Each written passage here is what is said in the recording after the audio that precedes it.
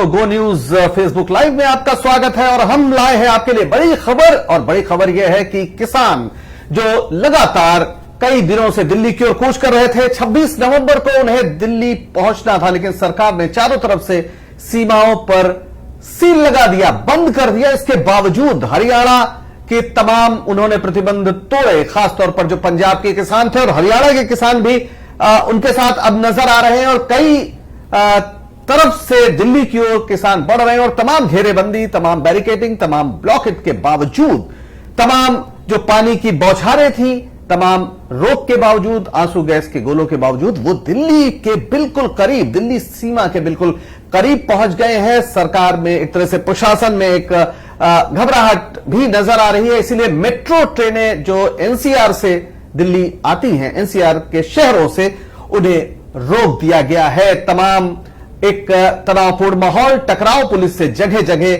है। और अभी अभी जो ताजा खबर है कि किसान संगठनों ने सवाल उठाया है कि उन्हें आखिर देश की राजधानी में आने से रोका क्यों जा रहा है। वो कौन सा कानून है कि अन्नदाता देश की राजधानी में नहीं आ सकते। उन्होंने एक खुला पत्र प्रधानमंत्री को लिखा है जिसमें कहा गया है कि उन्हें दिल्ली आने दिया जाए, प्रदर्शन की जगह दी जाए और बातचीत की जाए तमाम उन मुद्दों पर जिनसे उनका विरोध है। उनका विरोध है 3 कृषि कानूनों से, जिन्होंने दरअसल एमएसपी की सुरक्षा को वापस ले लिया है। और यह आरोप लग रहा है कि कॉर्पोरेट फार्मिंग होगी, इस देश की खेती पूरी तरह से कॉर्पोरेट के हवाले कर दी जाएगी। हमारी संवाददाता अंजलि ओझा ने एक रिपोर्ट भेजी है, पहले उसे देख लेते हैं, जिसमें उन्होंने बताया है कि आखिर इस चिट्ठी में क्या है।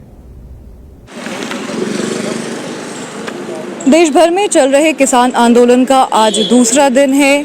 किसानों को दिल्ली में प्रवेश की अनुमति नहीं दी गई है। यहाँ दिल्ली के जंतर मंतर पे भी आज एक प्रोटेस्ट प्लान किया गया था, लेकिन प्रोटेस्टर्स को जगह खाली करने को कहा गया, जिसके बाद उन्होंने प्रोटेस्ट बंद कर दिया। यहाँ पे भारी पुलिस बल की तैनाती है, दिल्ली में जगह जगह बैरिकेड लगे हैं, बॉर्डर सील्ड हैं और उसके बावजूद खबरें आ रही हैं कि दिल्ली के पास तिगड़ी बॉर्डर और सिंघू बॉर्डर, ये 2 ऐसी जगहें हैं जहाँ पे किसानों के दल पहुँच चुके हैं। वहाँ पे पुलिस ने उनको रोकने की भी कोशिश की है। इन सब के बीच में संयुक्त किसान मोर्चा, जो कि सभी किसान संगठनों का एक मिला जुला मंच है, उन्होंने एक चिट्ठी लिखी है प्रधानमंत्री नरेंद्र मोदी को, ये कहते हुए कि सरकार किसानों से बात करे, सभी जो किसान संगठन हैं उनके रिप्रेजेंटेटिव से सरकार बात करे। साथ ही ये भी मांग की है संयुक्त किसान मोर्चा ने इस चिट्ठी में कि दिल्ली में रामलीला मैदान जैसी जगह किसानों को उनके विरोध प्रदर्शन के लिए दी जाए। इसके अलावा ये भी कहा गया है कि जिस तरह का अवरोध पैदा किया जा रहा है किसानों को दिल्ली आने से रोकने के लिए, उस पे प्रधानमंत्री ध्यान दें और किसानों के लिए इस तरह की रोक टोक और समस्याएं ना पैदा की जाएं। ये भी कहा गया है इस चिट्ठी में कि अभी तक आंदोलन शांतिपूर्ण रहा है, लेकिन जिस तरह का रवैया पुलिस का अलग अलग राज्यों में है उससे किसान नाराज़ हैं। और इन सब के साथ में कृषि बिल जो हैं 3, उनको रद्द करने के लिए किसानों के साथ सरकार बातचीत करे, ये मांग भी रखी गई है।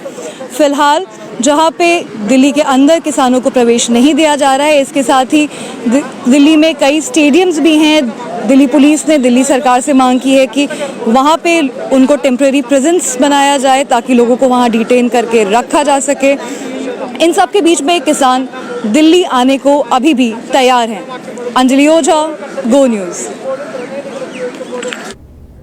और इस बीच एक और नई खबर आई है कि टीकरी बॉर्डर पर जो किसान हैं उन्होंने दिल्ली में प्रवेश पाने में कामयाबी हासिल कर ली है और वहां पर लगातार एक आंसू गैस के गोले चल रहे हैं, गिरफ्तारियां हो रही हैं। आप देख सकते हैं, आपके सामने एक ये विजुअल है जिसमें आंसू गैस के गोले छोड़े जा रहे हैं और लोगों की गिरफ्तारियां भी हो रही हैं। लेकिन उन्होंने जो कहा था कि किसान दिल्ली में प्रवेश करेंगे, तो ये टीकरी बॉर्डर का ये आपके सामने दृश्य है और आप देख सकते हैं, ऐसा लगता है कि जैसे आप किसी युद्ध भूमि में खड़े हुए हैं। देश के किसान हमारे सामने हैं, लेकिन सरकार दिल्ली में उन्हें प्रवेश नहीं करने दे रही है। वही किसान है जो दरअसल इस देश का पेट भरते हैं।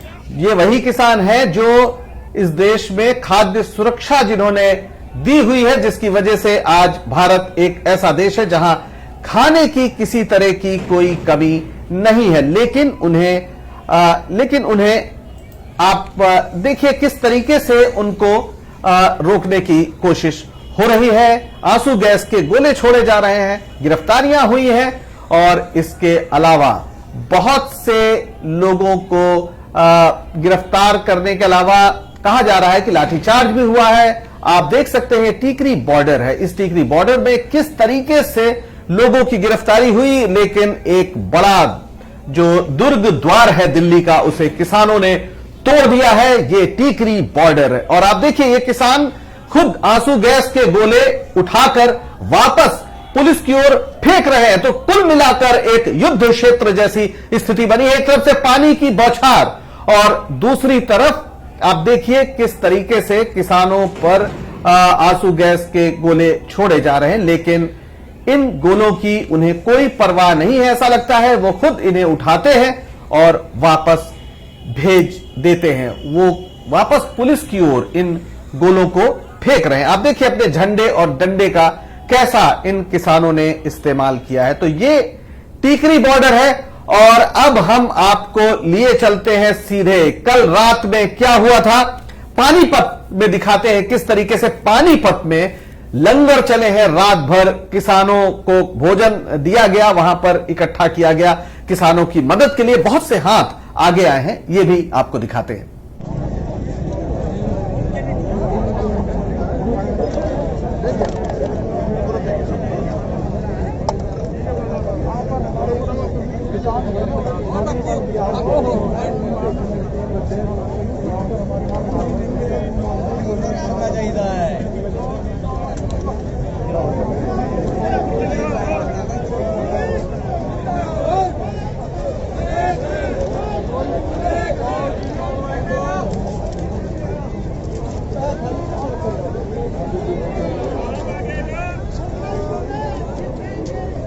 दो चीज कहना चाहूंगा। एक चीज तो ये कि हम हिंदुस्तान के नागरिक हैं, हम पाकिस्तानी तो है नहीं, हिंदुस्तान के नागरिक हैं। हम राजधानी में, अपने देश की राजधानी में अपनी बात कहने के लिए जा रहे हैं और इस देश को बचाने के लिए जा रहे हैं। पूंजीपतियों के हाथों ये देश बिक रहा है, उस देश को बचाने के लिए जा रहे हैं। हम देश के वफादार नागरिक हैं और हमें रोकने के लिए जीटी रोड के ऊपर नेशनल हाईवे नंबर 1 जो देश के 4 प्रदेशों को जोड़ता है, उसके ऊपर सरकार हमें रोकने के लिए सरकार खुद बैरिकेड लगा रही है। रात करनाल के अंदर इन्होंने 6 बजे के करीब बैरिकेड लगा दिए, 6 से भी पहले, और पूरा अभी तक वहां पे जो है वो बैरिकेड लगा के रखे।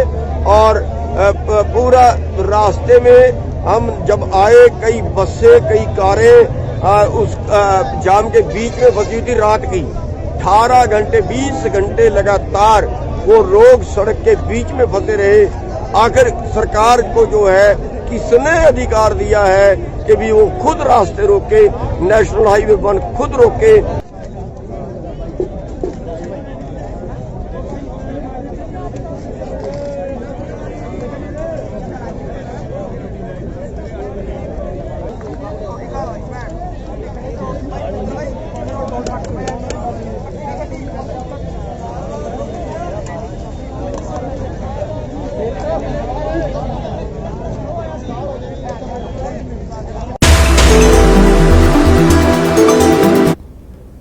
तो किसान सुनवाई चाहते हैं, सरकार सिपाही भेज रही है। आपने देखा पानीपत में रात में किस तरीके से लंगर हुआ और किसानों को भोजन मिला। अब चलते हैं सोनीपत, जहां पर आज दिन में किसानों ने ब्लॉकेट्स हटाए। कैसे हटाए ये देखिए हमारी रिपोर्ट।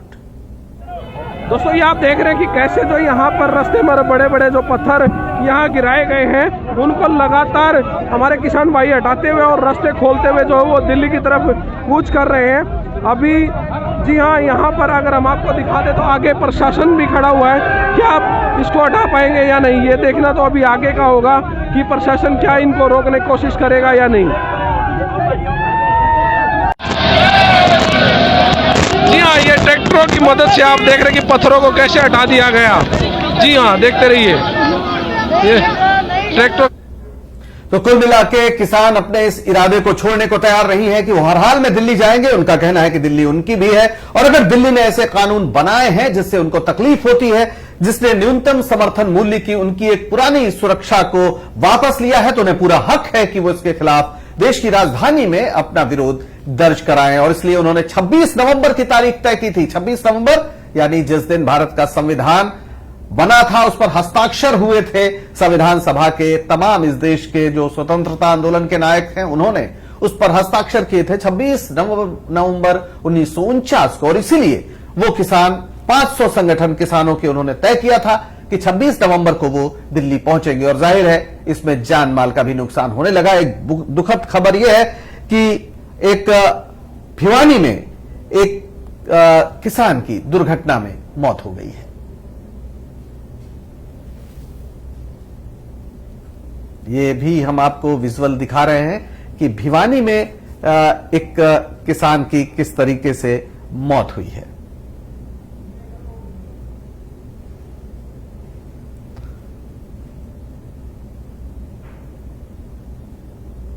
हम आपको ये रिपोर्ट थोड़ी देर बाद दिखा पाएंगे। बहरहाल अभी हम आपको ले चलते हैं सीधे कांग्रेस के प्रवक्ता जयवीर शेरगिल के पास, जिनसे बात की है गो न्यूज के संवाददाता अजय झा ने। 3 कृषि कानून को पास किए जाने के विरोध में किसानों का प्रदर्शन लगातार जारी है और किसान दिल्ली तक नहीं पहुंच पाए। इसके लिए हरियाणा की खट्टर सरकार और दिल्ली की पुलिस लगातार दिल्ली और एनसीआर की सीमा को छावनी में तब्दील कर चुकी है और लगातार किसानों के ऊपर वाटर कैनन और आंसू गैस के गोले दागे जा रहे हैं। बावजूद इसके किसानों का प्रदर्शन बदस्तूर जारी है और किसान दिल्ली कूच के नारे के साथ दिल्ली तक पहुंचने की कोशिश कर रहे हैं और जगह जगह पे दिल्ली एनसीआर को छावनी में तब्दील किया गया है। सैकड़ों की संख्या में पुलिसकर्मी और बैरिकेडिंग के जरिए किसानों को दिल्ली तक नहीं पहुंचने दिया जा रहा है। अलग अलग तरह की तस्वीरें आ रही हैं जिसमें किसानों के ऊपर पानी के बौछार किए जा रहे हैं, आंसू गैस के गोले दागे जा रहे हैं। कांग्रेस पार्टी ने आरोप लगाया है मोदी सरकार किसानों की बात सुनने की बजाय उनके ऊपर लाठियां भांज रही है, उनके ऊपर पानी की बौछार कर रही है। देश का अन्नदाता अपनी बात कहने के लिए दिल्ली आना चाहता है लेकिन दिल्ली तक उनको नहीं पहुंचने दिया जा रहा है। कांग्रेस पार्टी ने यह भी आरोप लगाया है कि मोदी सरकार जनरल डायर की तरह हो गई है, जो किसानों के ऊपर जो किसान दिल्ली पहुंचना चाह रहे हैं उनको रोकने का प्रयास कर रही है, उनको प्रताड़ित कर रही है। और साथ ही ये भी कहा है कि ये कहाँ का इंसाफ है कि आप आईएसआई के लिए तो रेड कारपेट बिछाते हैं जो आतंकवादियों का समर्थन करता है और देश का अन्नदाता जब देश की राजधानी दिल्ली में आकर अपनी बात कहना चाहता है तो उनके ऊपर आंसू गैस के गोले और पानी की बौछार की जा रही है। कांग्रेस पार्टी ने यह भी कहा है कि लगातार मोदी सरकार गुमराह करने का प्रयास कर रही है। एमएसपी को लेकर उसे लिखित रूप से और कानूनी तरीके से किसानों को ये आश्वस्त करना चाहिए कि जो मिनिमम सपोर्ट प्राइस, न्यूनतम समर्थन मूल्य को लेकर जो किसानों के मन में शंका है उसको दूर किया जाए। देश के किसान के साथ भाजपा ईस्ट इंडिया कंपनी और जनरल डायर जैसा रवैया कर रही है। जिस किसान को लाल गुलाब देके स्वागत करना चाहिए उस किसान का लाल लहू भाजपा बेशर्मी से सड़कों पे बहा रही है। भाजपा एक तरफ पाकिस्तान आतंकवाद समर्थक आईएसआई आर्मी को लाल कालीन बिछा के पंजाब में स्वागत करती है, पर पंजाब के किसान को दिल्ली राजधानी में आने की इजाजत नहीं देती। क्या यह नया भारत है जहां भाजपा की केंद्रीय सरकार आतंकवादी समर्थक आईएसआई को देश के किसान से ज्यादा इज्जत बख्शती है? यह कहां का इंसाफ है? आज जग जाहिर है कि भाजपा किसानों की नहीं बल्कि बेईमानों की सरकार है। भाजपा जिम्मेदार सरकार नहीं बल्कि जालिम सरकार है। संविधान दिवस का जश्न भाजपा किसानों के आर्टिकल 21 के जीवन जीने के अधिकार को और आर्टिकल 19 में दिए गए हुए धरना देने के अधिकार का हनन करके मना रही है। देश का किसान ये जान गया है कि भाजपा आत्मनिर्भर होने में विश्वास नहीं रखती बल्कि किसान के पर कतरने में विश्वास रखती है। लगातार किसानों का प्रदर्शन और किसान दिल्ली तक पहुंचने की कोशिश कर रहे हैं और अलग अलग जगहों पे जो दिल्ली के बॉर्डर्स हैं उन पे उनको रोका जा रहा है।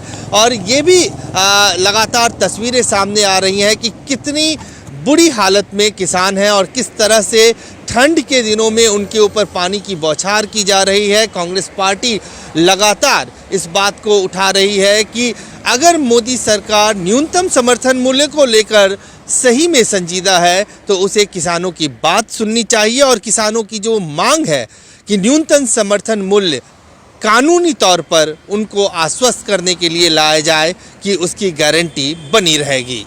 अजय झा, गो न्यूज़, दिल्ली। तो आपने देखा किस तरह से जयवीर शेरगिल कह रहे हैं कि किसानों के पर कतर रही है मोदी सरकार। बहरहाल हमने आपसे बताया था कि भिवानी में एक दुखद घटना हुई है, एक किसान की मौत हो गई है। आइए दिखाते हैं।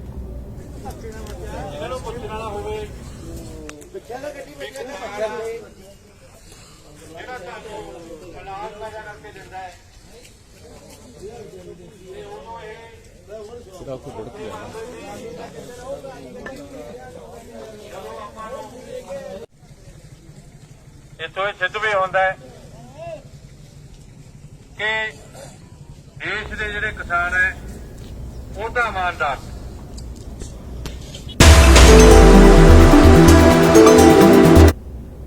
तो ये दुखद घटना सामने आई है। जाहिर है ये बढ़ न जाए, ये आशंका है।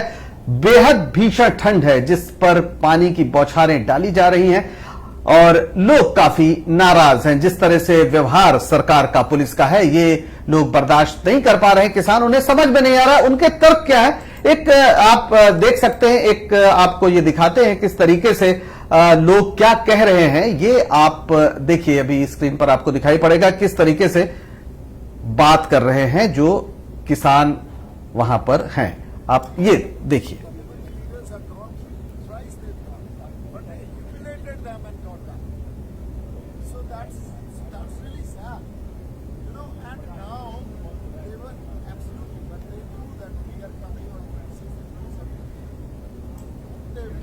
They've given a meeting.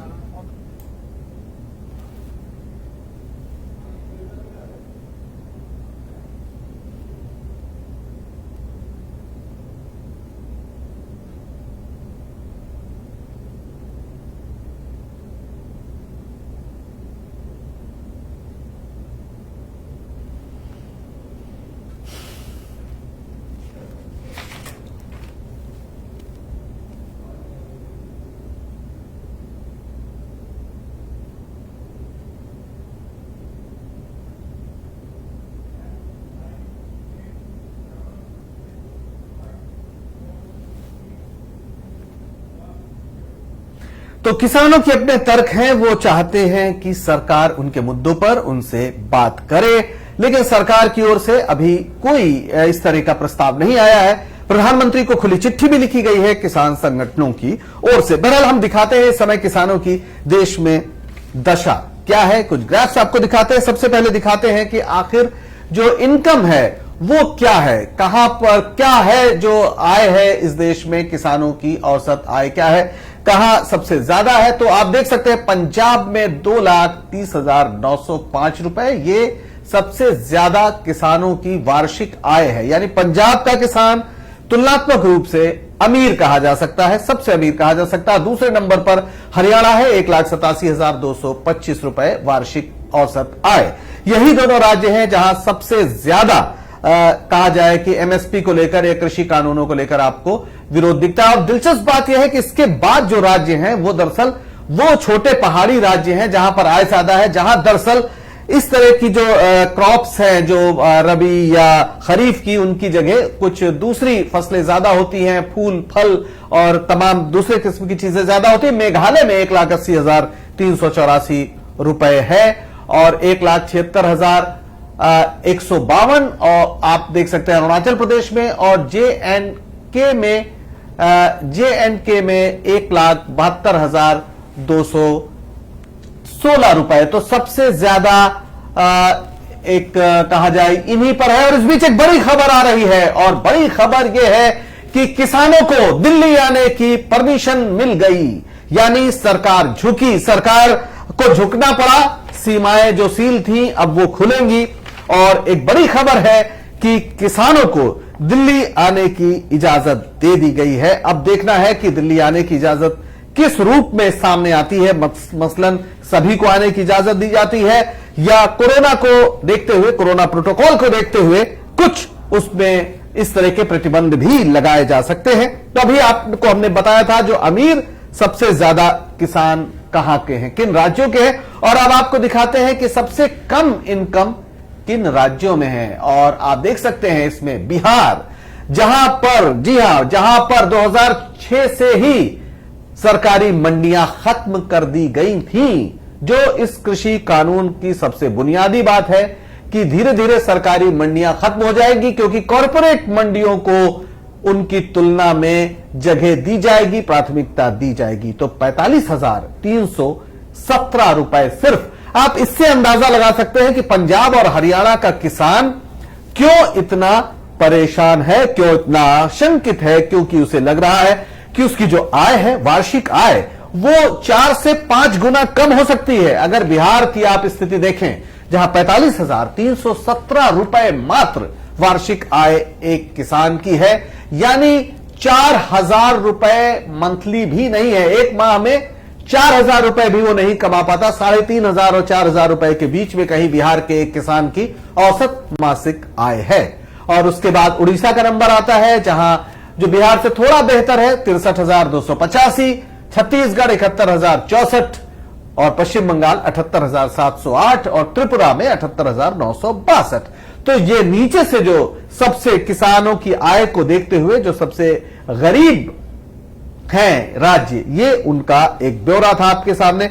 अब दिखाते हैं कि कौन से राज्य ज्यादा कर्जदार हैं। तो सबसे ज्यादा कर्ज में जो किसान है वो केरल का है, 1,71,581 रुपए औसत कर्ज है केरल के किसान पर। हालांकि केरल की सरकार की ओर से कहते हैं कि काफी वहां मदद दी जाती है, जिसकी वजह से वहां आत्महत्याएं तुलनात्मक रूप से बहुत कम होती हैं, जो दूसरे राज्यों में ज्यादा होती हैं। फिर पंजाब का नंबर आता है 1,20,889। उसके बाद आंध्र प्रदेश 87,777, तेलंगाना 68,028 और फिर कर्नाटक 66,127। और इसके बाद आपको दिखाते हैं कि सबसे कम कहां पर कर्ज है। तो सबसे कम कर्जदार फिर वही आपको ले चलेंगे उत्तर पूर्व मेघालय, 1,697 रुपए औसत कर्ज है।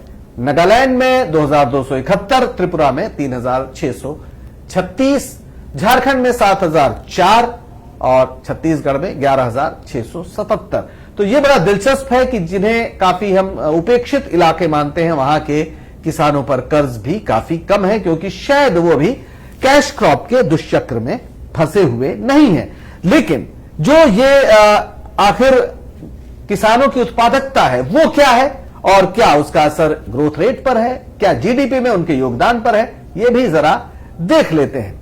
और जो इस देश में कृषि संकट की सबसे बुनियादी बात है, तो आपको ये ग्राफ हम दिखाते हैं जो एग्रीकल्चर क्राइसिस से जुड़ी हुई है। आप देख सकते हैं 2016-17 में किस तरीके से जो मिलियन टन में ये संख्या है, यानी जो फूड ग्रेन्स हैं वो 275.11 मिलियन टन, और जो हार्टिकल्चर यानी जो वनोपज आप कह सकते हैं, या जो खासतौर पर बागवानी से जो पैदावार होती है, वो 300.64 मिलियन टन, ये 2016-17 में।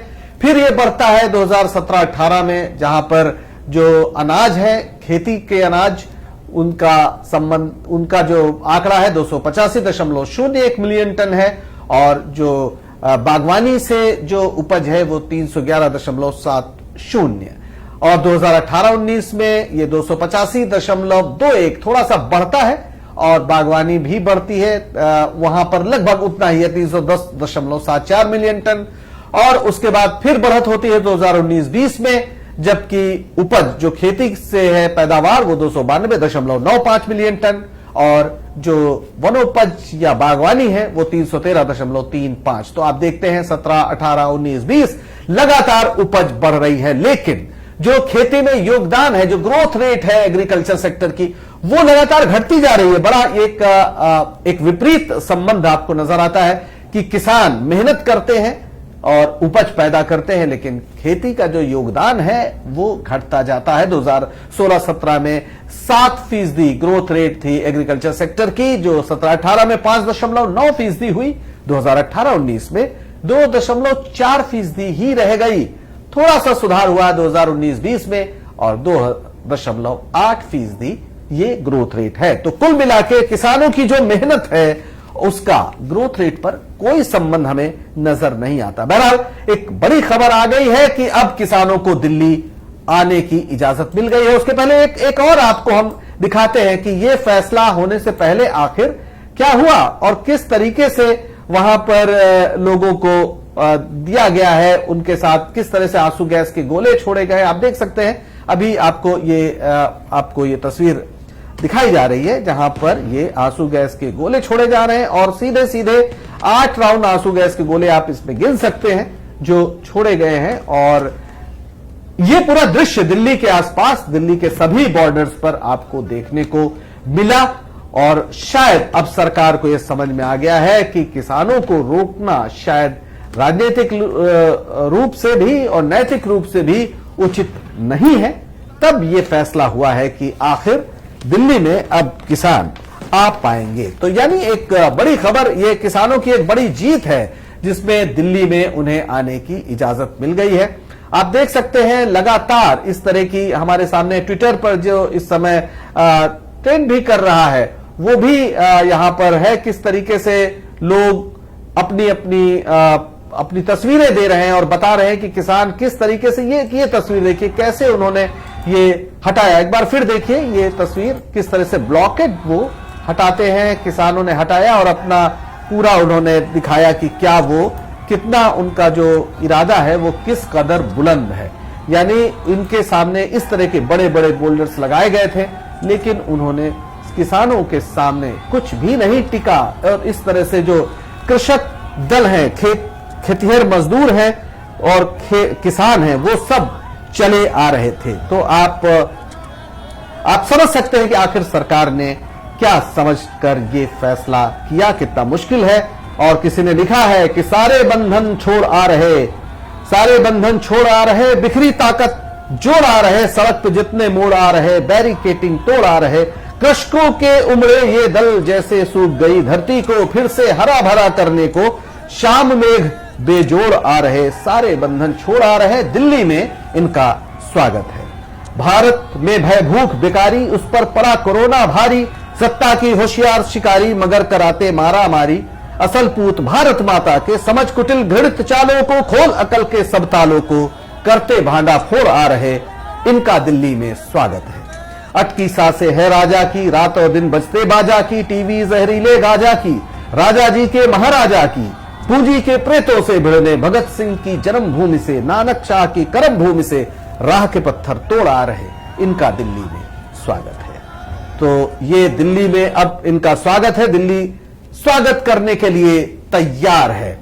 और अब किसानों को दिल्ली आने की इजाजत मिल गई है। एक ये बड़ी खबर, खास तौर पर जो किसानों की दुख तकलीफ को समझते हैं उनकी ओर से बड़ी खबर। और इसी बड़ी खबर के साथ अब हम लेते हैं आपसे विदा। जल्द हाजिर होंगे कुछ और नई खबरों के साथ। दीजिए मुझे इजाजत। नमस्कार।